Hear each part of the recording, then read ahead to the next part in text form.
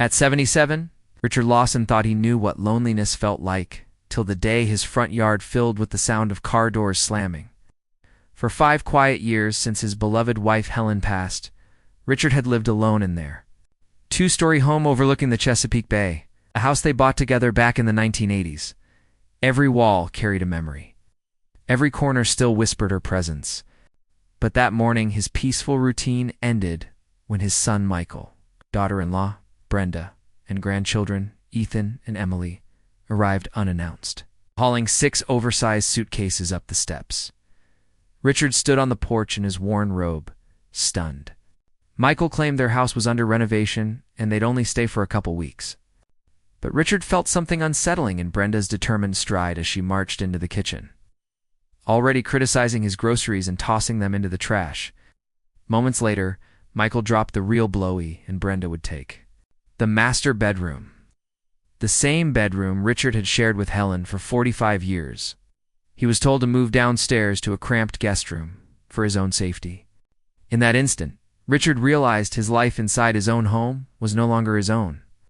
What began as a surprise visit from family was, in truth, the start of something far darker, an invasion that would strip him of comfort, dignity, and nearly everything he held dear. Richard carried Helen's memory in every corner of that house. The smell of the wood floors she polished each spring, the yellow kitchen she insisted on painting herself, even the framed photograph of their first Christmas, together, sitting on the mantel. That was why Michael's words cut so deeply when he announced, almost casually, "Dad, Brenda and I will take the master bedroom. You'll be more comfortable downstairs." Comfortable? Richard thought. Like a narrow bed and a drafty little guest room compared to the room where he and Helen had shared 45 years of marriage. That room still held her books, her perfume bottles, the vase she filled with fresh flowers every week. To him, it wasn't just a bedroom, it was sacred. Ground Brenda stepped in with her practiced tone of authority. "Richard, at your age, it's dangerous to be climbing stairs. What if you fell in the middle of the night? The first-floor guest room will be safer for you." She didn't ask, she didn't offer. She dictated like the decision had already been made. Michael added a gentle pat on his father's shoulder, the kind of gesture that looked like affection but carried the weight of dismissal. "It's just for a couple weeks, Dad. Don't make this harder than it needs to be." Richard stared at them both, his heart aching with more than age. They weren't asking him, they were moving him aside, rearranging his life without his consent. Still, he swallowed his anger and agreed. Retreating upstairs to begin the painful process of packing, it took him nearly the whole day. Not because he had much to carry, but because every item in that room was tied to a memory. He paused over the photograph of Helen standing barefoot on the Chesapeake shore, her smile brighter than the sunrise behind her. He touched the box that held their wedding rings, even though his own fingers still bore his band. He lingered over her quilt, the one she stitched the winter after Emily was born. Moving those things felt like moving her out of the house all over again by nightfall. Richard shuffled down the stairs with his arms full of memories, stepping into a room that felt foreign, temporary, almost like a motel. The narrow bed creaked under his weight, the dresser drawers stuck when he tried to open them, and the single window looked out only onto the driveway instead of the bay. From upstairs he could hear laughter, music, and the thud of suitcases being unpacked. His home no longer felt like his own.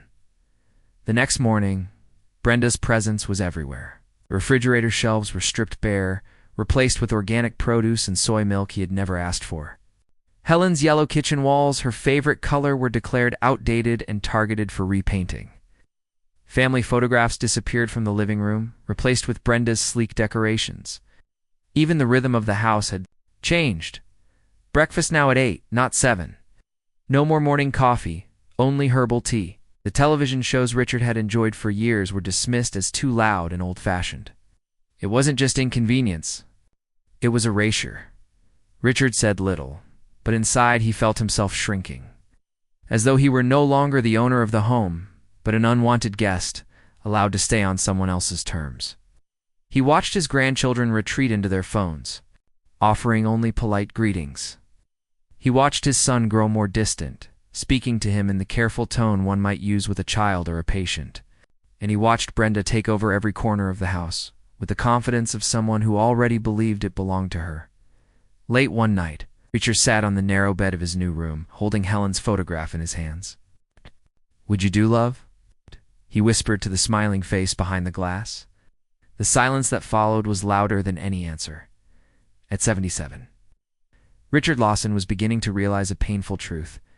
It wasn't his arthritis, his age, or even his loneliness that threatened him most. It was his own family people who once promised to love and protect him, who now seemed determined to push him out of the life he had built. And deep down, he feared this was only the beginning. Richard tried to tell himself that he was only imagining things, that perhaps Michael and Brenda truly meant well. But it didn't take long for the truth to reveal itself. Within a week, the house he had called home for more than 40 years began to look and feel like a stranger's place. It started small. One afternoon, Richard came in from his walk to find Brenda standing in the living room, holding a stack of vinyl records. His records. Rare jazz albums he had collected over a lifetime, treasures he and Helen used to play on quiet evenings with a glass of wine. Now, they were stacked carelessly in a box, headed for the garage. "These old things just collect dust," Brenda said without even glancing at him. "Nobody listens to records anymore. If you want music, Ethan can set you up with Spotify." Richard's chest tightened. Those weren't just records. They were Ella Fitzgerald's voice, Miles Davis's trumpet, the soundtrack of his youth and of Helen's laughter. Bent down, carefully lifting the box from her hands, his voice low but firm. "These stay with me." He carried them into his small downstairs room and slid them beneath the bed, like a thief hiding stolen goods. But it didn't stop there. Days later, Richard found the hallway closet nearly empty. Photo albums, the ones filled with black and white. Snapshots of his parents. Polaroids of Michael's first steps. And faded vacation pictures from decades of summers were gone. He discovered them in the trash bin outside, a cover streaked with grease from food wrappers. "Why would you throw these out?" he demanded, pulling the albums from the garbage. Brenda didn't even look guilty. "We needed space for our things, and honestly, Richard, those old photos can be scanned and saved digitally. It's more practical." "They're not clutter," Richard said, his voice shaking as he held the wet albums to his chest. "They're my life." Michael appeared then, always conveniently after the damage was done. He tried to soothe the conflict with his tired, patronizing tone. "Dad, we're just helping you manage. You live alone in a house this big. It's too much for you. We're trying to make it easier. Easier." That word stung more than any insult. Richard didn't ask for help. He didn't ask for his life to be reorganized. Yes, but in Michael's eyes, he was no longer capable. He was simply an old man whose history could be shoved into boxes, whose memories could be thrown away like yesterday's trash. At dinner, the humiliation deepened. Helen's kitchen, painted a warm yellow she had chosen because it always feels like sunshine, was declared ugly and outdated. Brenda talked about repainting it gray with mint accents. Richard objected, reminding them that Helen had picked that color herself. But his words were dismissed with an eye roll. "This is my house," he said finally, his voice rising despite himself, "and I won't be repainting anything." Michael cut in with that same blend of pity and irritation. "Dad, it'll increase the value of the property. We just want to keep things in good condition." The way he said it, the way he and Brenda exchanged glances, made Richard's stomach sink. They weren't just redecorating. They were preparing the house as if it already belonged to them. Night after night, Richard retreated to his narrow bed, his small room filling with the rescued remnants of his life, the albums, the records, Helen's vase. Each time Brenda tried to discard something, he quietly retrieved it, tucking it away like a soldier protecting sacred ground. His once spacious home had become a battlefield, and his bedroom a storage space for memories under siege. What hurt most wasn't the loss of objects. It was the loss of respect. His grandchildren barely looked up from their screens when he spoke. His son avoided his eyes, too busy with work calls and excuses. And Brenda carried herself not as a guest, but as though she had already claimed ownership of the house. Late one evening, Richard sat alone flipping through one of the rescued albums. In the photos, Helen's smile glowed as brightly as the sun setting behind her, Their son Michael, once a wide-eyed boy holding his father's hand, beamed with innocence and joy. Richard traced the edges of the photograph, his throat tight with emotion. Now that same son looked at him not as a father to be honored, but as a problem to be managed. A man in the way of his plans. And as Richard turned the page, he realized the cruelest truth. He was no longer the center of this family. He was becoming a ghost in his own home, erased piece by piece. While the people he loved most, prepared to live comfortably in the very space he and Helen had built with decades of sacrifice. For the first time, Richard began to wonder if they weren't just visiting. Maybe this was the beginning of something permanent, something far more dangerous. Richard thought he had already endured enough losing his bedroom, his records, his photo albums. But nothing could have prepared him for the betrayal that came next. One rainy evening, as he sat in his cramped downstairs room flipping through Helen's old letters, there was a soft knock at the door. It wasn't Michael or Brenda there. Knocks were sharp, demanding. It was Emily, his granddaughter, peeking nervously inside. "Grandpa, can I come in?" she whispered. Richard's face softened. Emily rarely sought him out since the move. He nodded, motioning her in. She hesitated, her eyes sweeping over the stacks of records, albums, and boxes of rescued belongings that now crowded his small room. "So this is where everything went," she said quietly, as though she finally understood. Then, lowering her voice, she added, "Grandpa, I came to warn you." Richard felt his chest tighten. "Warn me? About what?" Sleeve of her hoodie. "I overheard Mom and Dad talking last night. They're planning to bring Mom's parents, Grandma, Ruth and Grandpa Harold here to live with us. They sold their house in Delaware. And they already put down a deposit. On a nursing home for you." For a moment, Richard thought he'd misheard. "A nursing home?" His voice trembled. Emily nodded, unable to meet his eyes. "It's called Pine Meadows. They said it's a good place for people your age. They think you'll be better off there."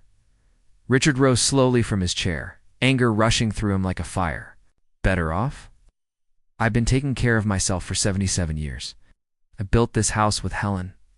I raised Michael under this roof, and now they want to shove me into some warehouse for the old and unwanted." Emily's lip quivered. "I'm so sorry, Grandpa. They were going to tell you tonight, after Uncle Ethan got back. They wanted everyone together." Richard took a deep breath, forcing himself to calm down for her sake. "Thank you for telling me, sweetheart. Now I know what I'm up against." That evening, just as Emily predicted, Michael called for a family meeting in the living room. Richard sat in his old armchair, the one piece of furniture he refused to let Brenda replace, while his son and daughter-in-law stood before him like prosecutors preparing their case. "Dad," Michael began, his voice carefully rehearsed. "We've been thinking about your future." "My future," Richard repeated, his eyes narrowing. "Or the future of this house." Brenda jumped in before Michael could answer. "Richard, it's obvious you're struggling. You forget your medication, you don't eat properly, and this house is far too much for you to manage alone. We've already found a wonderful community, Pine Meadows. It's not just a nursing home. It's a place where active seniors live full lives. There's a pool, a library, daily activities." Richard cut her off with a bitter laugh. "Pine Meadows. I've read about that place. It's understaffed, neglected, and smells like bleach and despair. You didn't pick it for me. You picked it because it was cheap." Michael shifted uncomfortably. "Dad, please. Don't make this harder than it needs to be. Brenda's parents need space, and there it is," Richard snapped. "This isn't about my safety. It's about making room for Brenda's family. You're throwing me out of my own home." Brenda's eyes flashed with irritation. "Don't be dramatic. You'll be taken care of, and we'll visit." "Visit?" Richard barked. "You barely look me in the eye now. And you expect me to believe you'll visit once I'm locked away?" The room fell silent, tension thick in the air. Emily sat on the couch, wringing her hands, while Ethan scrolled on his phone, pretending not to hear. Finally, Michael sighed, as though weary from the burden of having such a difficult father. "Dad, it's already decided. You're moving to Pine Meadows in 3 days. If you refuse, we'll have no choice but to pursue guardianship." to doctors' signatures. That's all it would take. Don't force our hand. Richard felt the blood drain from his face. Guardianship. His own son was threatening to strip away not only his home, but his right to control his life. He looked at Michael, this grown man he had once taught to ride a bike, the boy he had. Comforted after his first heartbreak, and he barely recognized him. "You'd do that to your own father?" Richard asked quietly. Michael looked away. Brenda crossed her arms. "It's for your own good." In that moment, Richard knew he had lost. They had cornered him, outnumbered him, and decided his fate without his consent. "All right," he said finally, his voice steady, though his heart was breaking. "I'll go to your nursing home. But don't think for a second that I'll ever forgive you for this." He rose slowly, gripping the armrest of his chair for balance. Around him, the house he had built, the home filled with memories of Helen, suddenly felt like a prison. In 3 days, it would no longer even be that. As he shuffled back to his small room, one thought burned in his mind. If they believed he was powerless, they were gravely mistaken. 3 days. That's all the time they gave him. 3 days to pack up the remnants of a life built over 4 decades. 3 days to say goodbye to the house he and Helen had poured their hearts into. Richard moved through the rooms in a daze, watching as Michael and Brenda decided, without asking, which of his belongings were necessary and which were junk. His books gone. His stamp collection, built carefully over 50 years, piled in the garage. The wedding china Helen adored too. Fragile to bother with, he was allowed only a suitcase of clothes, a few personal items, and a handful of photographs. Everything else was boxed, stored, or tossed aside. Emily tried to sneak treasures into his bag and album, a few letters. Even one of Helen's scarves, but Brenda's sharp eyes always caught her. "He won't need that where he's going." She'd snap. Richard would press a gentle hand on Emily's shoulder. "It's all right, sweetheart. Don't upset yourself." But inside, it wasn't all right. Inside, he felt like a man being erased. The morning of his exile came gray and heavy, fog clinging over the Chesapeake Bay. Richard rose before sunrise, stepping out onto the back porch one last time. He stood there in the damp air, staring at the water Helen loved, remembering the countless evenings they had spent together watching the sky turn pink and gold. Now this farewell felt like losing her all over again. Michael found him an hour later. "Dad, it's time," he said, trying for cheer but sounding hollow. Richard turned, taking in the sight of the SUV parked in the driveway, 2 suitcases, and one battered box in the trunk that was all that was left of his 77 years. Brenda flitted around, checking locks, double-counting his pill bottles, stuffing a printout of his medication schedule into his suitcase. She looked relieved, almost cheerful, as though the burden of him was finally being lifted. Richard didn't speak. He simply slid into the back seat beside Emily, who held his hand silently while her brother Ethan stayed behind, claiming he had something important to do. Perhaps he was embarrassed to be part of the procession that carried his grandfather. Away, the 30-minute drive to Pine Meadows felt like an eternity. Richard watched out the window as familiar places passed by: the post office where he had worked for 40 years, the park where Helen used to feed the ducks, the little grocery where he bought her flowers every Friday. Each landmark felt like another nail sealing the coffin of his freedom. And then Pine Meadows appeared. A squat, gray brick building, 3 stories high, surrounded by stunted trees and a lifeless patch of lawn. The place looked tired, forgotten, like a warehouse for those society had no use for anymore. Through the windows, Richard saw elderly residents slumped in armchairs, staring blankly at a television no one was watching. Brenda put on her practiced smile. "See, Richard, doesn't it look nice?" "Don't pretend," Richard murmured to Emily. "We both know what this place is." Inside, a weary receptionist walked them through the paperwork, barely glancing at Richard as she rattled off the schedule. Breakfast at 7:30, lunch at noon, dinner at 5:30, medication delivered twice a day, no late meals, no exceptions. Richard's room was little more than a cell with a narrow bed, a closet, and a nightstand. Helen's warm yellow kitchen felt like another world. Unpacking yellow kitchen felt like another world. Unpacking took only minutes. There wasn't much to unpack. Michael and Brenda fumbled through polite goodbyes. "We'll visit soon," Michael promised. But his eyes betrayed him. They both knew that soon might never come. Emily clung to her grandfather, tears soaking into his shirt. "I'll come see you, Grandpa, I promise." Richard stroked her hair. "I know you will, sweetheart. Take care of yourself." And then they were gone. The door shut, their footsteps fading down the hallway. Richard sat on the edge of the bed, staring at the blank wall in front of him.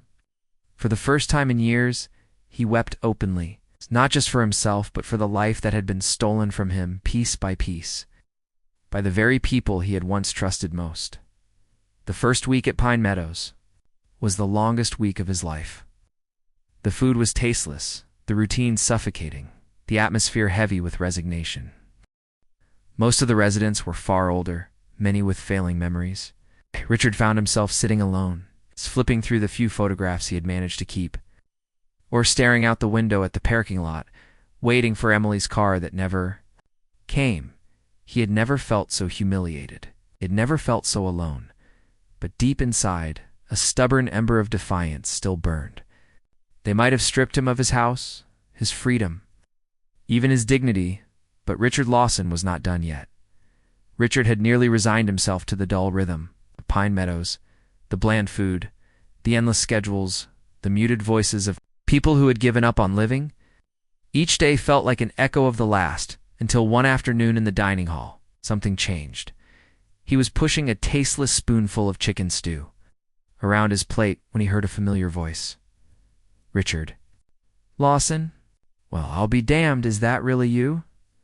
Richard looked up. Standing across the table was a tall, lean man with a shock of gray hair and a mischievous spark in his eyes. For a moment, Richard couldn't believe it. Frank Delaney? The two men clasped hands tightly, the years between them evaporating in an instant. Frank had been Richard's co-worker back in his postal inspector days, later moving on to a job in banking. They'd lost touch after Frank's wife passed, and he'd gone to live with his daughter in Baltimore. Now here he was, sitting in the same depressing dining hall, grinning like old times. "What on earth are you doing in this place?" Frank asked, lowering his voice. "My loving son and his wife decided I didn't belong in my own home anymore," Richard replied bitterly. "Said I'd be better off here." Frank chuckled without humor. "Same story, different faces. My daughter brought me here after my second stroke, said it was for the best. And just like that, my house was sold, my belongings gone. It's amazing how quickly family decides what's best for you once they smell money."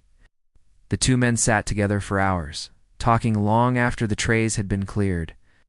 Frank shared how he had lost nearly everything: his home, his independence, his say in his own life. But as he studied Richard, he leaned forward. "You're different," he said. "You're still sharp. You don't belong here, Richard. So why are you letting them do this to you?" Richard sighed. "What choice do I have?" Michael and Brenda controlled the house now. Frank raised an eyebrow. "Do they? Or is that what they want you to believe?"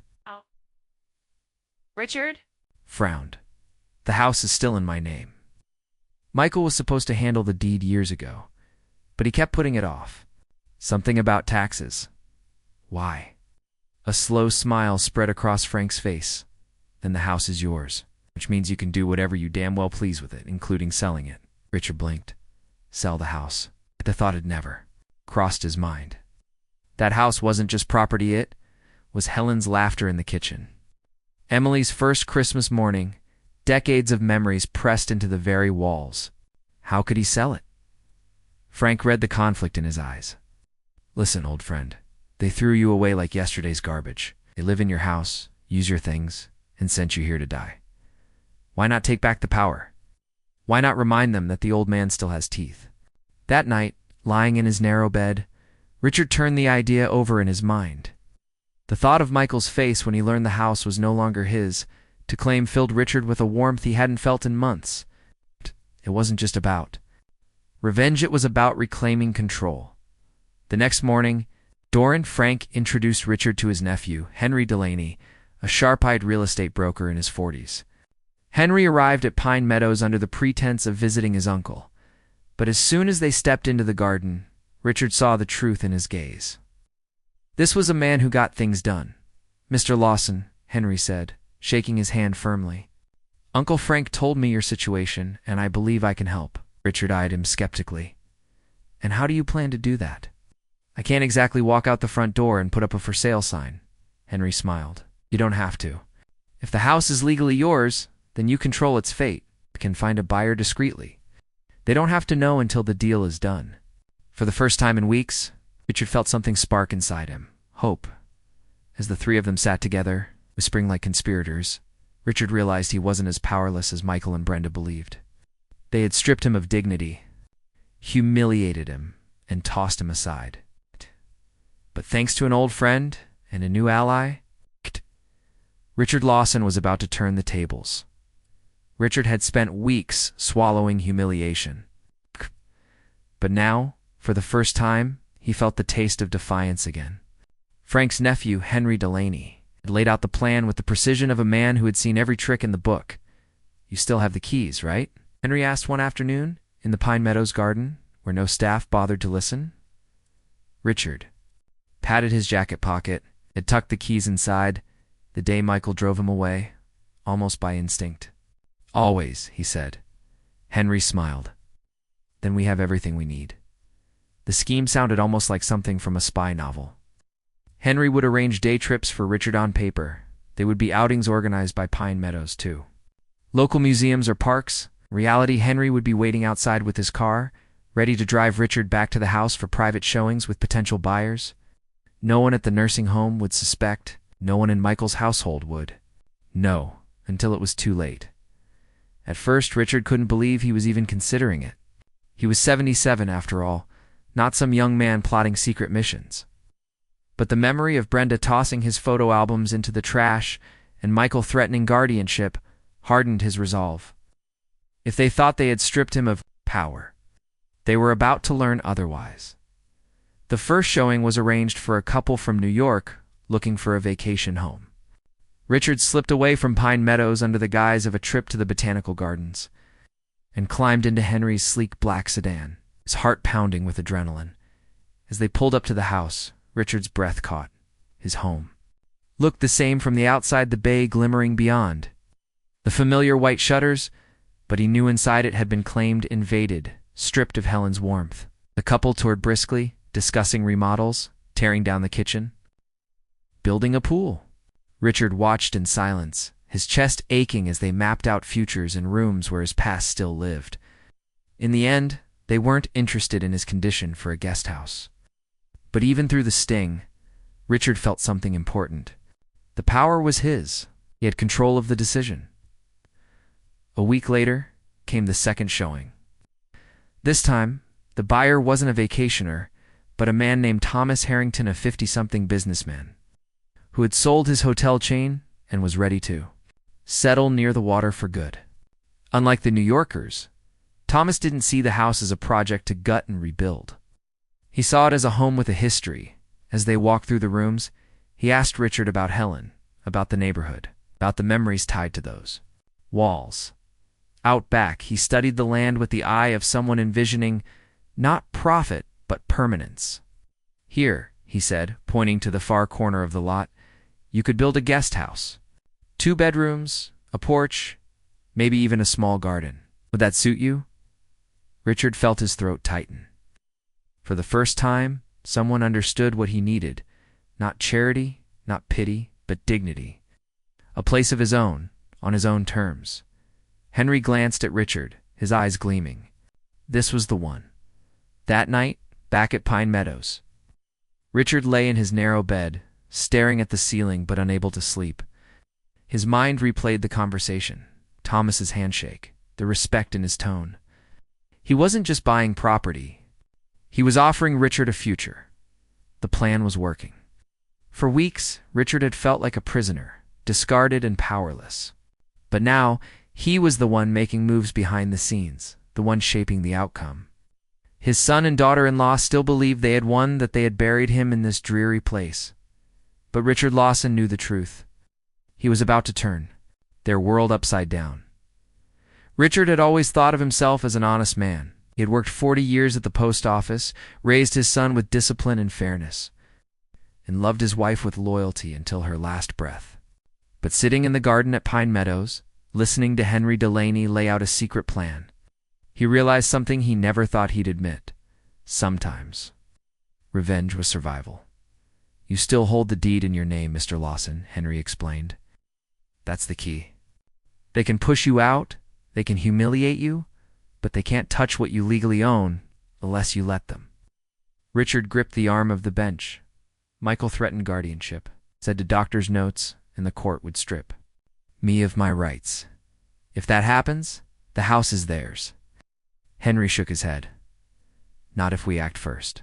You have control now, and that means we move quickly. We can find a buyer discreetly, close the deal, and set terms that protect you.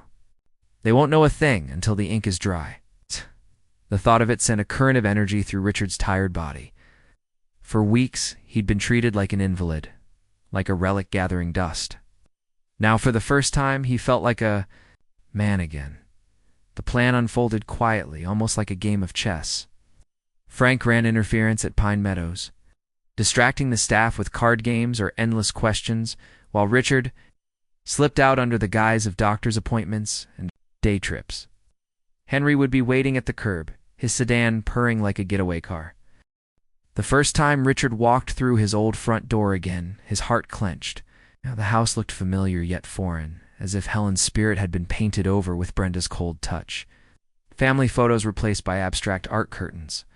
Drawn tight, the kitchen stripped of its sunshine yellow. But as he crossed the threshold, jangling the keys that still belonged to him, Richard felt something powerful. Ownership. This was still his. Potential buyers came and went. Some looked at the property with calculating eyes, speaking of renovations, tearing down walls, or flipping it for profit. Richard listened politely but dismissed them in silence. He wasn't about to let Helen's house become another sterile shell for strangers who cared nothing for the life it had held. Then, one crisp morning, Henry introduced him to Thomas Harrington. Carried weight without arrogance. As they toured the house, Thomas didn't talk about demolition. He asked about Helen, about the neighborhood, about the history that lingered in each room. Richard found himself telling stories Christmas mornings with Michael as a boy, evenings by the fire with Helen reading her favorite novels, Emily chasing fireflies in the yard. Thomas listened, not with the impatience of a buyer negotiating a deal, but with the respect of someone who understood that homes are more than walls. Out on the back deck, Thomas paused, looking out at the Chesapeake Bay. "It's beautiful here," he said softly. "I can see myself living out my days in a place like this. But more than that, I can see why you'd want to stay connected to it. What would you think about building a small guest house here on the far lot? It's a private space for you, but close. Enough to still belong?" Richard's throat tightened. It was exactly what he hadn't dared to dream. Not exile. Not abandonment, dignity, independence, a future. That night, back in his stark Pine Meadows room, Richard lay awake with a new fire in his chest. The deal wasn't final yet, but for the first time in months, he saw a way forward. Brenda believed they had buried him, locked him away in a forgotten corner of life, but Richard Lawson was quietly rewriting the ending. And when the time came, his son would discover that the father he had underestimated still had the power to take everything back. The weeks that followed felt like walking a tightrope, but Richard had never been more alive. Each secret trip with Henry brought him closer to freedom, closer to reclaiming the dignity Michael and Brenda thought they had stolen. One gray morning, as Pine Meadows residents shuffled into the dining hall for their oatmeal and instant coffee, Richard slipped quietly into Henry's waiting car. His heart pounded like it used to when he'd sneak out as a teenager, but this time he wasn't breaking rules for mischief. He was doing it to save himself. At a law office tucked on Main Street, Richard sat at a long oak table with Henry by his side. Across from him, Thomas Harrington reviewed the final documents with calm precision. Papers spelled out everything Richard had dared to hope for: the sale of the house at a fair price, and in the contract, a legally binding condition for the construction of a guest house on the property Richard's permanent residence. Secure and untouchable.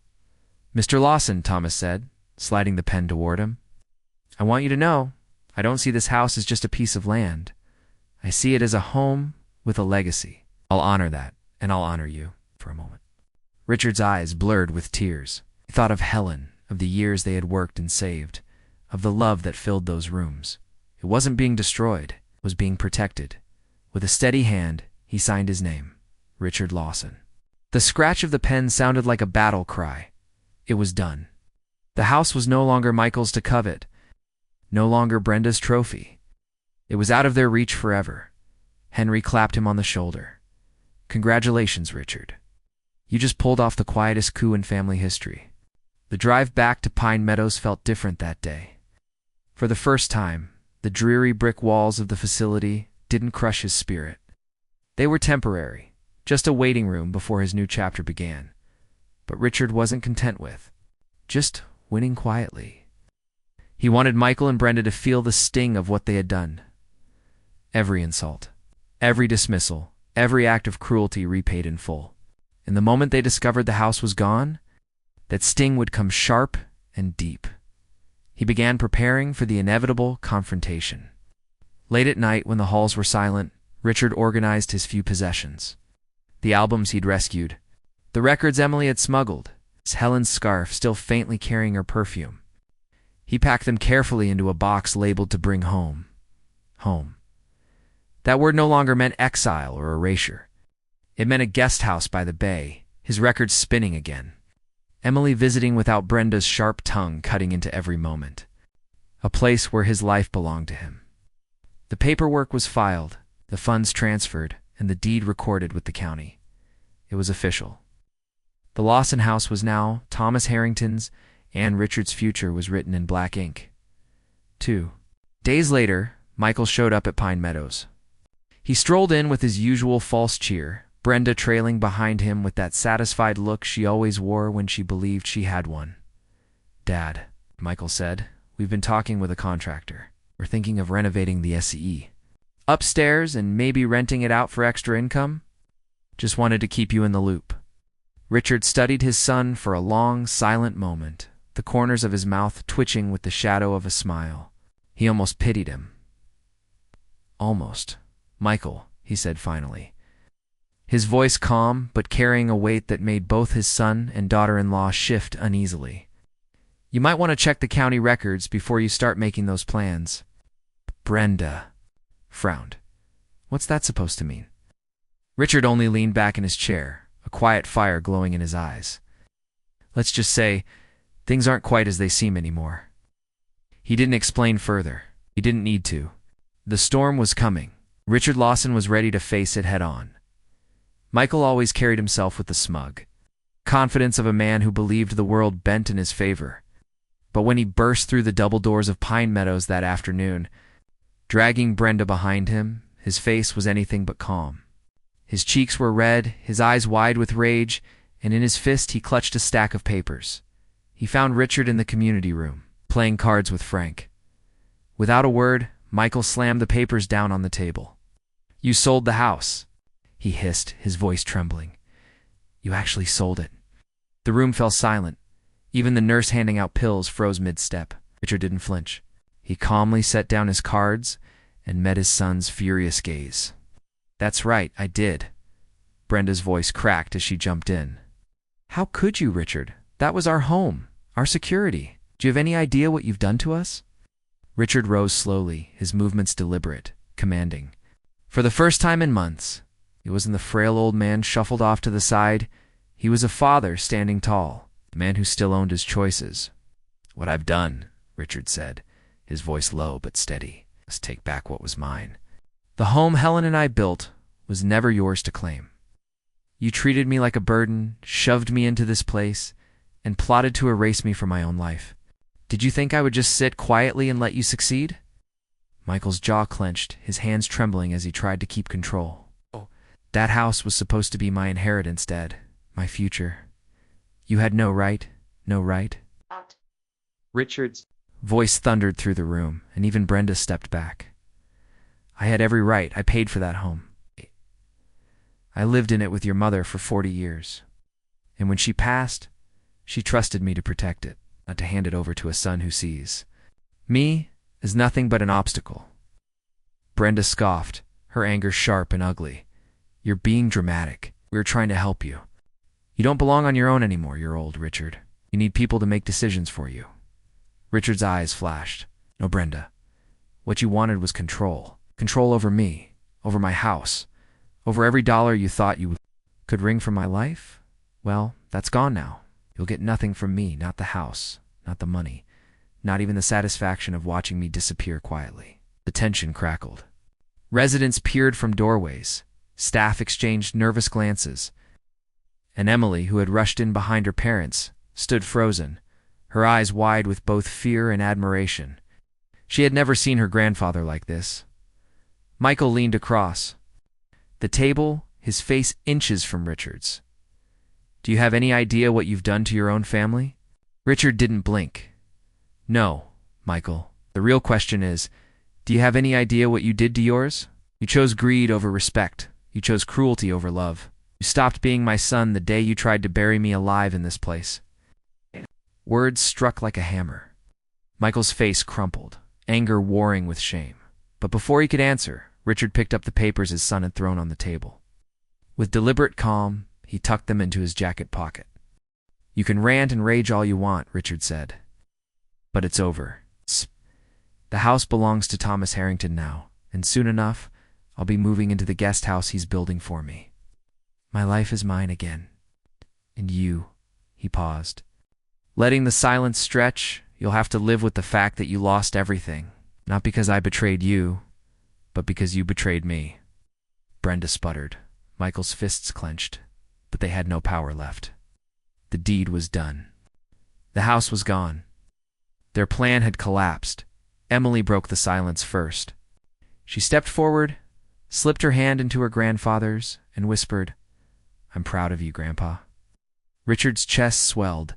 In that single moment, he knew he had not lost everything. He still had her. He still had himself as Michael and Brenda stormed out. Their footsteps echoing down the hallway, Richard sat back down with Frank, picked up his cards, and smiled faintly. For the first time in a long time, the game was finally his to play. The day Richard left Pine Meadows, the air felt different. Crisp, alive, filled with the promise of freedom. As Henry's car pulled away from the dreary brick building, Richard didn't look back. He had already buried that chapter of humiliation. In despair, ahead of him lay something new, something he had fought for with every ounce of strength left in him. When they pulled into the driveway of the old Lawson property, Richard's eyes stung with tears. The main house was buzzing with workers' painters. On ladders, carpenters hauling lumber, the rhythm of hammers echoing against the bay breeze. But it was the far corner of the lot that drew his gaze. There, on a patch of land Helen once dreamed of planting a rose garden. The foundation for his guest house was already being poured.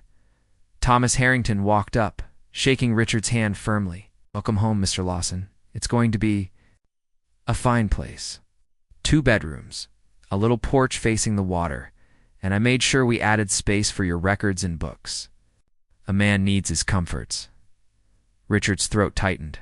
He didn't have to do all this. Thomas smiled. I wanted to. You've earned it. Weeks later, Richard stood on the porch of his finished guest house. The place was simple, but beautiful white siding, wide windows to catch the light off the Chesapeake, at a rocking chair where he could sit and watch the sunsets Helen had always loved. Inside, his records spun again, filling the rooms with music. His photographs lined the shelves, his books waited in neat rows, and Helen's scarf hung over the back of his chair like a blessing.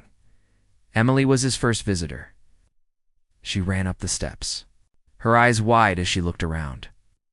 Grandpa, this is amazing, she said, hugging him tight. It feels like you again. Richard chuckled softly, brushing a tear from his cheek. That's because, sweetheart, I finally took my life back. For the first time in a long time, he felt peace.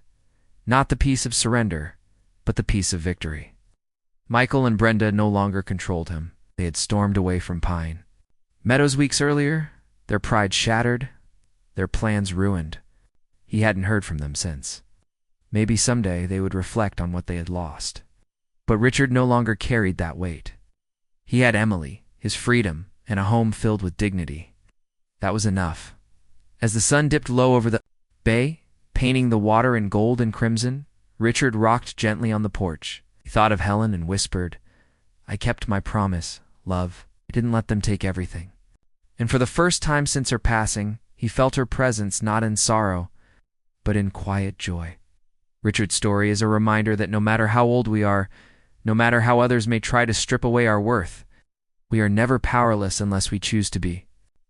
Dignity isn't something others can give or take, it's something we defend by standing up for ourselves.